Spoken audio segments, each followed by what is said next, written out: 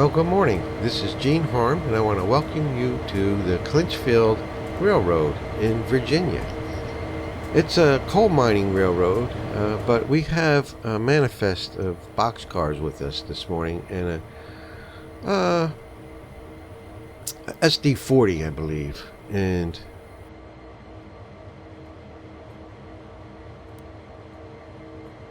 I'm turning on the lights and the engine and the headlights and put in the reverser handle, kick on the independent valve. I'm going to set that to lead. That allows air pressure to go into the locomotive valve, and we're going to put this automatic brake valve into freight mode, and now we're cut in. And I'll explain what that means. Turn on the gauge lights, what that means in a few minutes. We got a lot to do, so we want to get into what all these gauges are about. And one of the main things I want you to get out of this video is just enjoy the scenery, of course, but to get an understanding of the brake system and how the pneumatic brake system works. And so we're going to talk about these gauges quite a bit, and what each needle means and how you can use it to help you drive the train. And these needles and these gauges have been a mystery to me for quite a while, and I don't know that they ever operated right in Train Simulator, and now in Train Sim World they got them operating. So we're gonna this lever here can be used as an automatic brake, but we have to set it into this one-step position. I think in order to use the brake, we got to throw that switch, and then we can do multiple brake settings with it. I'm just showing you that if you want to use the automatic brake and play with that. But I'm just gonna set this in the first position, which allows me to use the throttle down below and not worry about the automatic brake, because I want to run this route. It's a downgrade, so we're going to be using the pneumatic brakes the whole way down. It's better if you use automatic brakes. It relieves the having to activate the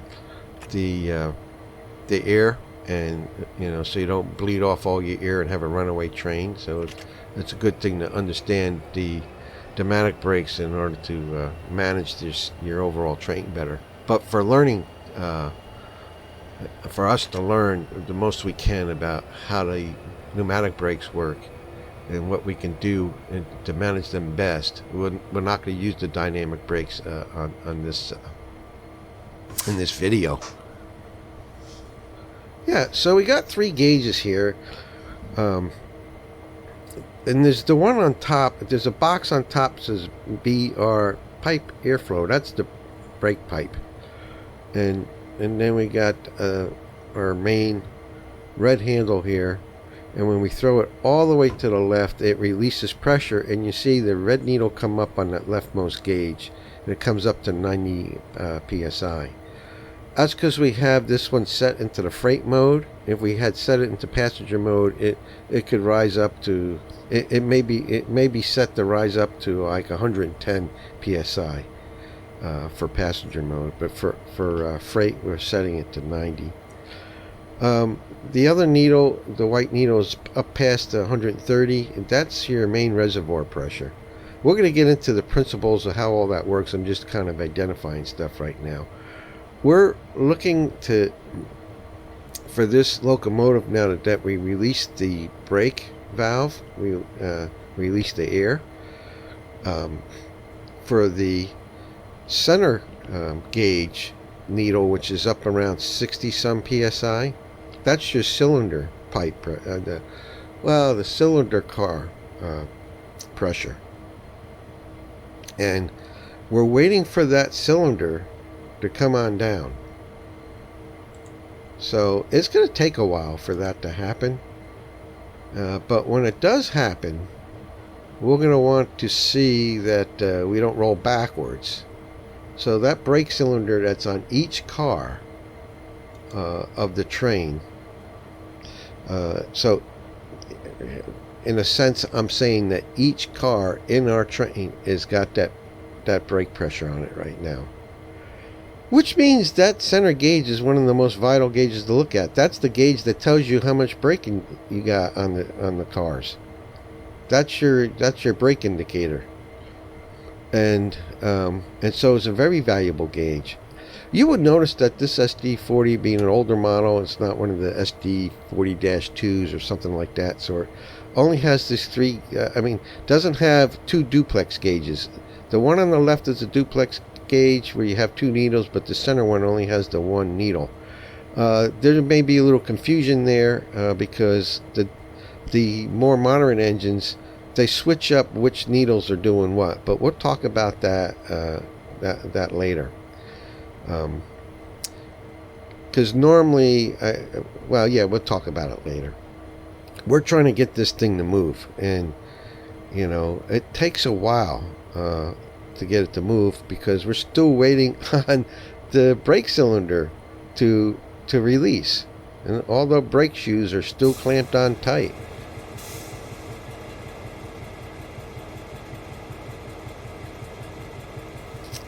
This is kind of one of the reasons why the modern engines have an extra needle, because the extra needle is for the equalizer reserve.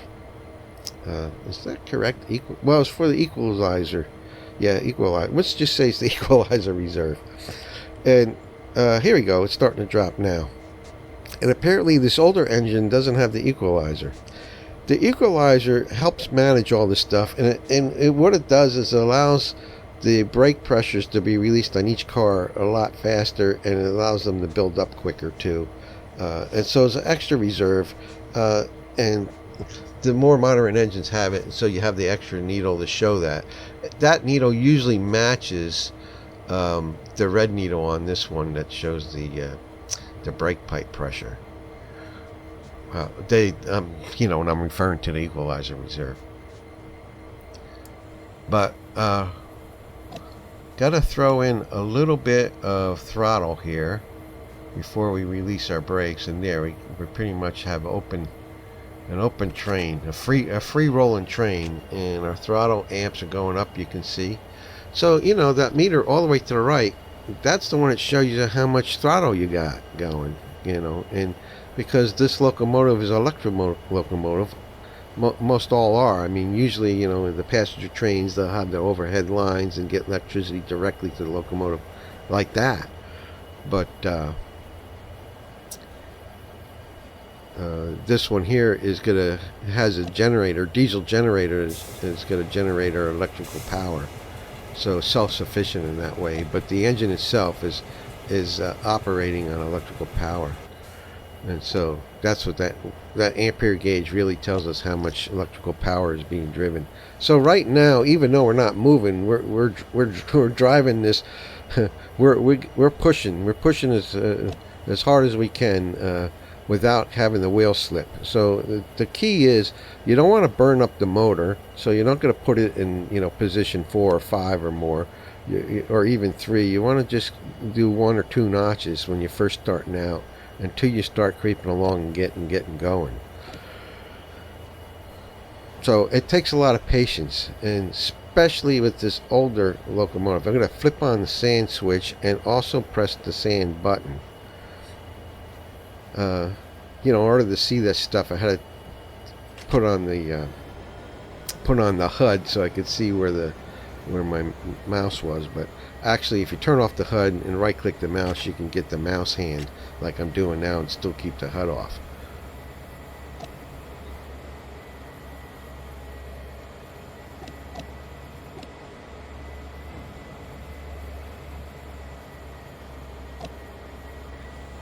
Come on, baby. I see a little bit of movement if you look out the window, a little bit of creeping there.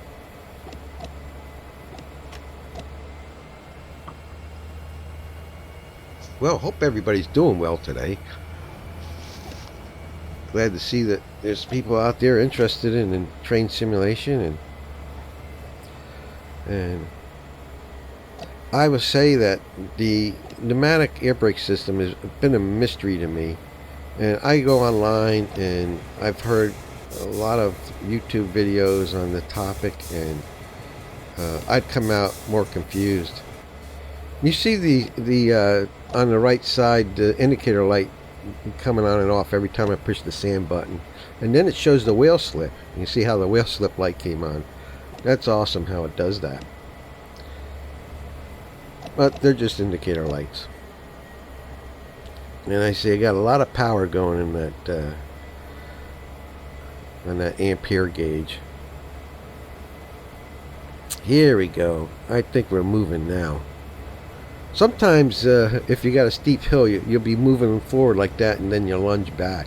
But we're definitely going. Once you get going, once you get past the creep, you have a little lurch there. I love this old locomotive. It is just, it lurches, it jumps, it bounces around like no other. And it's just kind of fun, you know. Go take a look. We got the boxcars behind us, a full manifest. I don't think, it's not like we have a mile-long train, but it's quite long. Blast our horn as we go past that intersection there. Some of the old cars from the 70s, somebody figured that out and got an old van there and an old car and a panel, kind of a panel station wagon. That was pretty neat. Now we're getting up to speed. In fact, we're kind of over the hump, and we'll end up going downhill on a slight grade for a while. Let's open up the windows and get some air in here. The Clinchfield route is kind of a fun route. It's quite beautiful. It's a mountain railroad, snakes around the mountain. It has some passing lanes to it, but pretty much it's a single road all the way down, and every now and then you can pass. There's once in a while you get a little side spur, but you don't really have access to them. So there's the negative on the Clinchfield, and this was a big negative for me, was that you don't have a lot of it's a coal mining railroad. It's a kind of a one commodity railroad, and we do have the boxcars, but we have nowhere to deliver them to. We can just go from one end to the other end with the boxcars. There's no industries to drop cars along the way, and there's no free roam to do that anyway. If I'm not mistaken, I don't believe there's a free roam scenario. And what's interesting about Dovetail Games is I find one of the best ways to play it is using the timetable instead of the scenarios, because the timetables you can select the time of day, the year, the weather, so for example, I selected this particular season, and then this time of day was the one that was available on the timetable, and I selected clear weather. So I wanted October, and I wanted it to be clear, and I look for something in the morning, so I get some nice morning light. And that's what you can do. You can't do that with the scenario modes. The scenario modes are pretty much scripted play, and what gets me is typically if there's a free roam, it's got to be in a scenario mode and referred to as free roam. And the problem with that is even if you have some industries and locations where manual switches that you can drop cars off of, you are scripted to what time of day and the weather and everything. Now, I figured out a way to bypass that. If you go into a timetable mode, I don't know, in fact, I'm not sure this is repeatable. Look at this, we're still heading past the old church from back in the yard. So we are about, I don't know, half-mile long train, I would think. So what I was saying was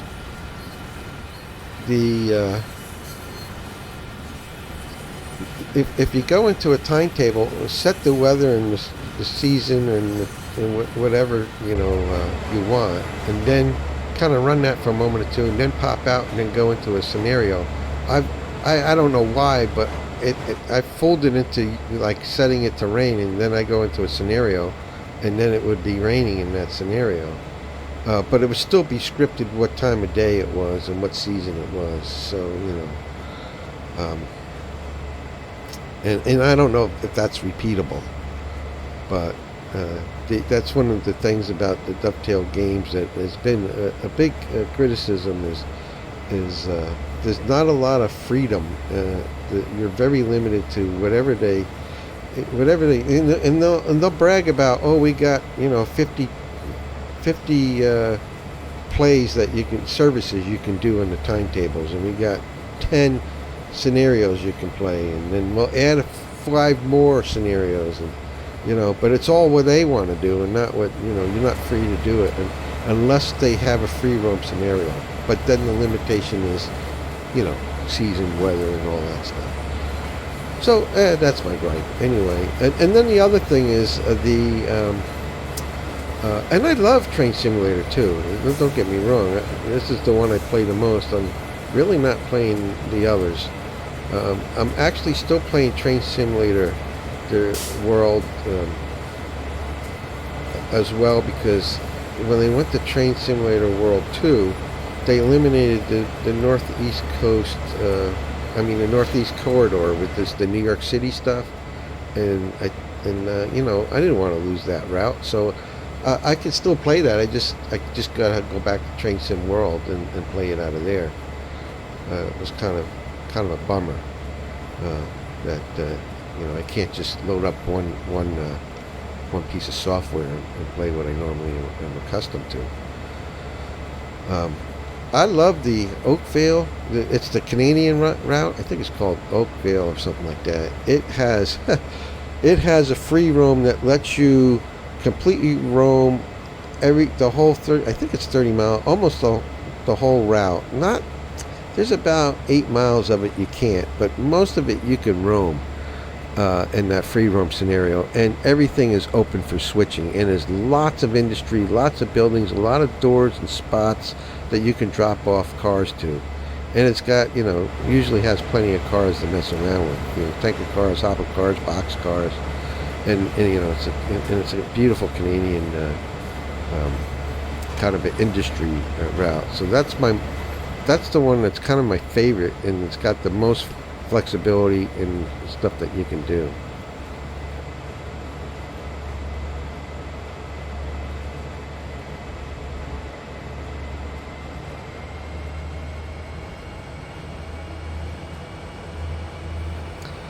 Well, let's talk about brakes. The brake system, operates off of the main locomotive. We have to, whatever we determine is our lead locomotive, that's the one that we cut in. So the brake valves that we're handling, the big brake handle, that's a valve, and that's a valve that and I flipped the light on in the tunnel.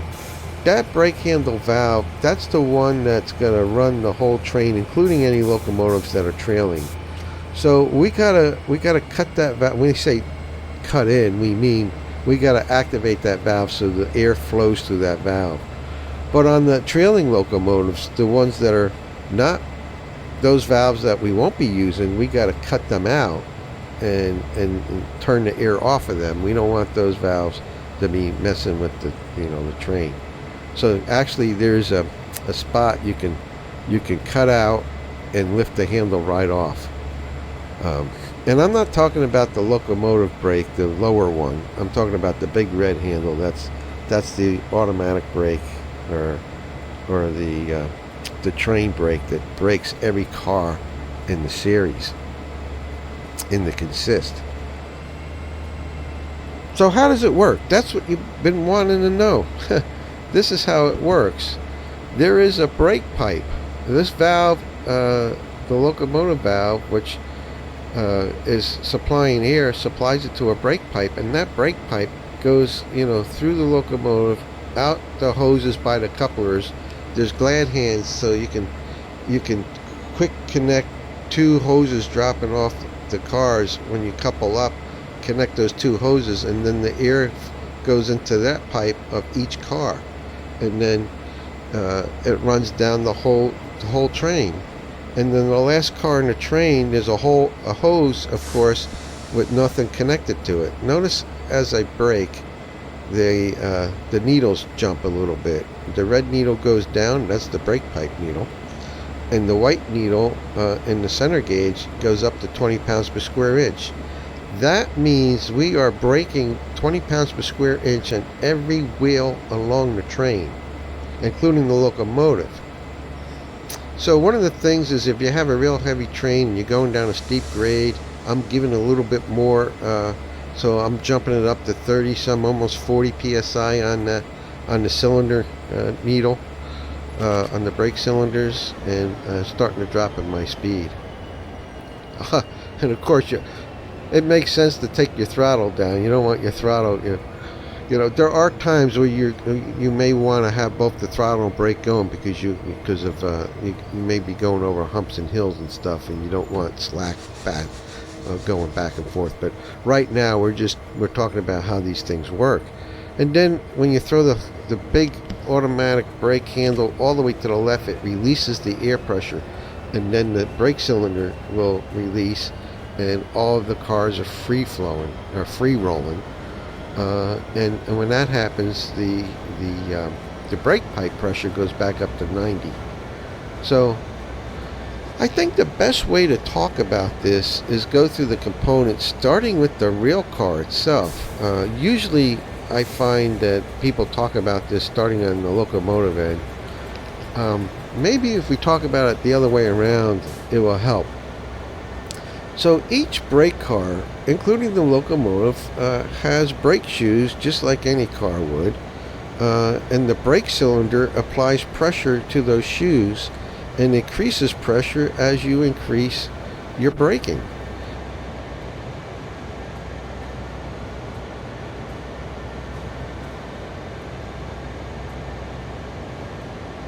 Now the brake cylinder is getting its pressure from the car reserve tank. Now what's interesting here is the car reserve tank starts out with the same pressure as the pipe, which feeds it. So the brake pipe through the hoses of every car is going to feed every car's truck and every car's reserve tank with 90 pounds per square inch. Got to get through this intersection. And so it's that tank on each car that has the pressure needed to go to the brake cylinder to push the brakes shoes and slow the train down. Well, the key to it is it works the opposite of what you think. Because as the brake pipe lowers its pressure, there's a valve called the triple valve that does this miraculous thing. When it feels the pressure get lowered, the valve pushes over to the other side and releases the car reserve tank air into the brake cylinder, and that pressurizes the brake cylinder to brake the car. So when you release pressure on the brake pipe, it opens up the air from the car reserve to the cylinder and takes the train down and brakes it. It is a phenomenal thing because it's genius. Because what happens here is, and that's why they call it the automatic brake. If for some reason you blow a line or you have a derailment or whatever and you lose pressure in the brake pipe, you automatically will brake every car in the train, because that triple valve will sense the lowering of pressure and then release the car reserve to the cylinder, and the cylinder will brake the train. So it always does the opposite, and it's phenomenal that way. Once you understand that principle and get that in your head, you kind of can understand what you're doing up above and why you have to why the valve in the locomotive is actually releasing air when you're trying to brake. Is because you're trying to lower the brake pipe pressure, and as you do, you'll put pressure on the cylinders. So you may have to think that through a little bit, but that's how the system works. and of course the end car, which has a hose flopping out the back that's not connected to any other cars. There's a handle on the hose. You probably noticed it when you go couple up and you go over to the knuckle coupler. This game automatically sets the hoses together, you know, and if you unlock it, the hoses drop and it uncouples. But when you couple up, it sets the hoses together. But what if there's no car back there? Well, you notice on the top where the brake pipe leads into the hose, there's a valve. So the conductor will have to make sure that valve is shut so air doesn't go out the pipe. So pretty simple. So I think you're getting it now, and that's how the system works. Now, a couple things that need to be thought about.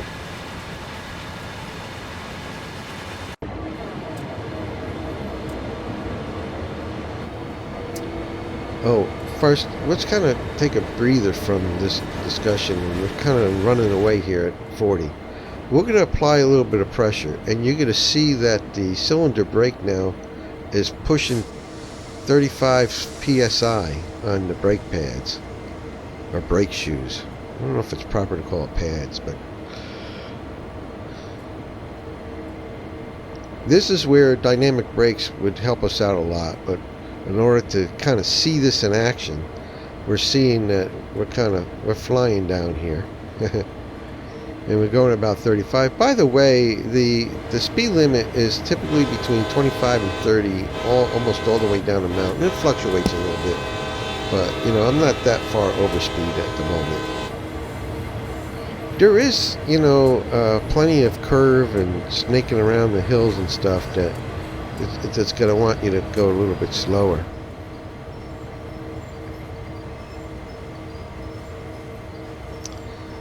Yep, yeah, if we slow too far down, we have to give it a little throttle and get back up again. Kind of another review of everything we've been talking about quickly. Each car has a car reserve air tank, which will go into the brake cylinder when that air is released and press on the brake shoes, stopping the train. As you see, we're slowing down, stopping now. And of course, all that happens through the wonderful invention of the triple valve, where the triple valve, when it senses a lowering of pressure on the brake pipe, it slides over and releases the car reserve air into the air cylinder to brake the car. So it's actually, as you release pressure on the train valve up in the locomotive, you're lowering pressure on the brake pipe.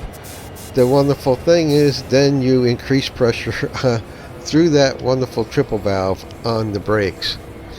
And the importance of that is that if you have a break in the line, you automatically brake all the cars if you lose pressure on the line anywhere down the road. So it's automatic brakes, and that's what we call them, and it's really fantastic that it's able to do that.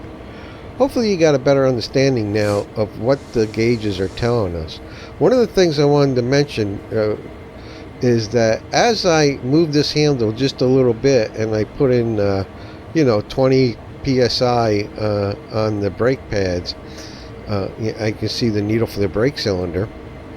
If I increase my braking power, and it goes up to 30 or higher, it doesn't matter. As it increases, you can always increase more by lowering the pressure on the brake pipe. But the only way to get pressure back into the brake pipe is to take the brake handle all the way back to the release position. So every time we lower the pressure on the brake pipe, it goes from 90 pounds per square inch down to 80 or 70 or whatever you're doing. As you're releasing lower and lower and lower, you're gonna increase the pressure in the brake cylinder and braking the train. But you have to send that handle all the way back to release position, and you notice then the red needle for the brake pipe will go up to its 90. Now, what happens too, at the same time, that wonderful triple valve will open up the air for the pressure on the brake pipe to go up to 90 also replenishes the air in the each car's reservoir. So even though you used up some of the car's reservoir for the air cylinder, once you release it, you increase the brake pipe and at the same time replenish your air in the car reservoir. Alright, let's take another breather from our braking discussion. I want to show you a little trick here. And the old Train Sim world, we used to look at this map, and it gives you really kind of a realistic view of the whole map. I don't know what town I'm in or any of that stuff, but if you go into this view here on Train Sim World 2, you can hit that map thing, and it shows you more, not a realistic diagram, but an overall track plan with all the cities and the spurs and stuff going off of it. Kind of a beautiful view looking at the back here. I think there was one other thing I wanted to talk about before I went in this video for the brake system. Yeah, you know, the important thing is always remember that you have to once you put pressure on that brake cylinder, you can increase it, but you can't kind of gradually decrease it. You can only completely release it when you're in the freight mode.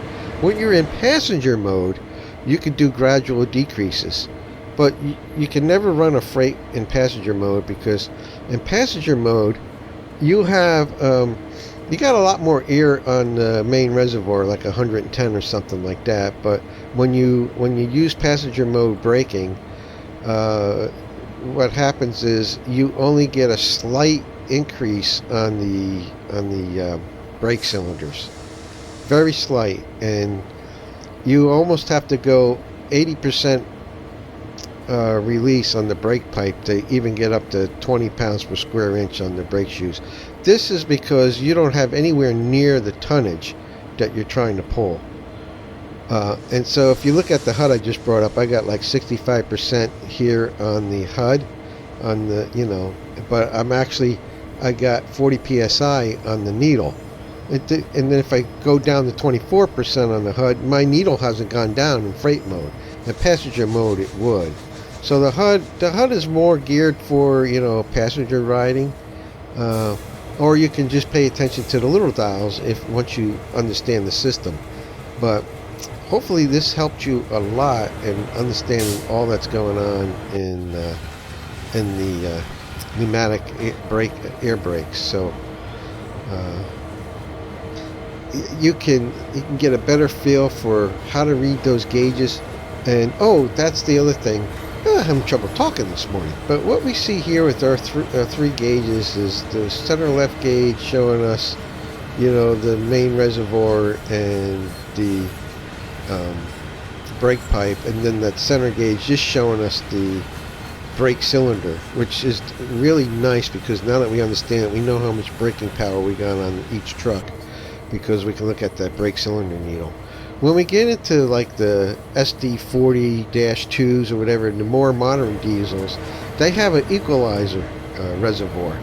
So they have another reservoir besides the main reservoir. They have an equalizer reservoir, and that really helps in speeding up the release on all the car recovery time and all the car releasing. So you get the more real time and less wait time with using your brakes. So you end up having two duplex gauges, so each gauge has two needles on it. And they switch it up a little bit on us when they do that, because what you're going to see in the more modern diesel is the left gauge will have kind of the overall health of your brake system. It will have the main reservoir needle, and it will have the equalizer needle, which usually matches the brake pipe needle. So the center gauge would have the brake pipe needle, and it would have the brake cylinder needle. And it'll change it up too, because now the brake cylinder needle is going to be in red and the brake pipe needle is going to be white. Usually when you run those trains, you'll see that the two gauges, the brake pipe white needle and the equalizer needle, will stay pretty much together. But we only, we only have the 3 needles to look at here. Hopefully that helps. Now above there's that box for the brake pipe airflow. I never see that move. I hadn't done any switching to break off cars to see if it moves then. I'm thinking if for some reason you have a break in the line, or when you're switching cars and you pop the air, you may see airflow go through the brake pipe on that gauge then, but I hadn't seen it happen in Train Simulator, and I'm not quite sure if I got that right. If somebody knows, you can comment on that below. But hopefully this has been an informative talk for you, and you have a better understanding of the mysterious air brake system, and how it's actually kind of, this valve here is doing the opposite of what we think it's doing. Well, it really is braking, but it's doing it by releasing air, reducing the pressure on the brake pipe, which actually with the triple valve increases air to the brake cylinder by releasing air out of the car reserve. And then the very last thing I wanted to tell you is the car reserve is a bigger tank, usually 2 times the volume or 2.5 times the volume of the brake cylinder. So when you release 10 pounds on the car reserve, it could be a 25-pound increase on the brake cylinder. So hopefully all that helps, and we'll catch you next time.